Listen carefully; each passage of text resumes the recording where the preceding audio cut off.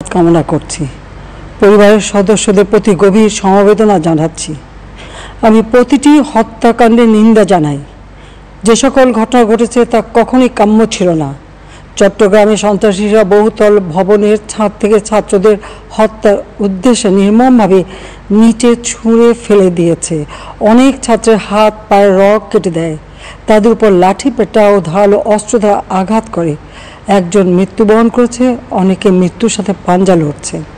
ঢাকা, রংপুর এবং রাজশাহী বিশ্ববিদ্যালয়ের উপাচার্যের বাসভবন ও ছাত্রছাত্রীদের আবাসিক হলে অগ্নিসংযোগ ও ভাঙচুর করা হয়।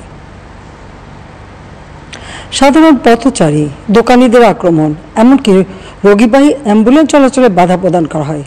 মেয়েদের হলে ছাত্রীদের উপর আক্রমণ করা হয়েছে এবং লাঞ্ছিত করা হচ্ছে। আবাসিক হলে প্রবোজদের হুমকি দেওয়া হয় এবং আক্রমণ করা হয়েছে। শিক্ষকদের উপর চড়াও হয়ে তাদের গায়ে হাত তোলা হয়েছে। আমি বিশ্বাস করি যারা কোটা সংস্কার আন্দোলনে জড়িত তাদের সাথে এই সকল সন্ত্রাসীদের কোনো সম্পর্ক নেই, বরং সন্ত্রাসীরা এদের মধ্যে ঢুকে সংঘাত ও নৈরাজ্যকর পরিস্থিতির সৃষ্টি করছে। এই ধরনের ঘটনার সঙ্গে যারা জড়িত তাদের চিহ্নিত করে উপযুক্ত শাস্তির ব্যবস্থা করা হবে। যারা হত্যাকাণ্ডের শিকার হয়েছে তাদের পরিবারের জন্য জীবন জীবিকা নির্বাহের ক্ষেত্রে যে সহযোগিতা দরকার তা আমি করব। আমি দ্ব্যর্থহীনভাবে ঘোষণা করছি, যারা হত্যাকাণ্ড, লুটপাট ও সন্ত্রাসী কর্মকাণ্ড চালিয়েছে, এরা যেই হোক না কেন, তারা যেন উপযুক্ত শাস্তি পায় সে ব্যবস্থা নেওয়া হবে।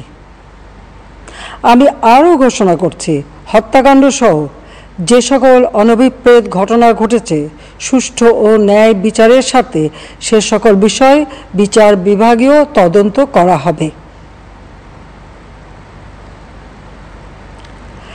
কাদের উস্কানিতে সংঘর্ষের সূত্রপাত হলো, কারা কোন উদ্দেশ্যে দেশকে একটি অরাজক পরিস্থিতির দিকে ঠেলে দিল তা তদন্ত করে বের করা হবে।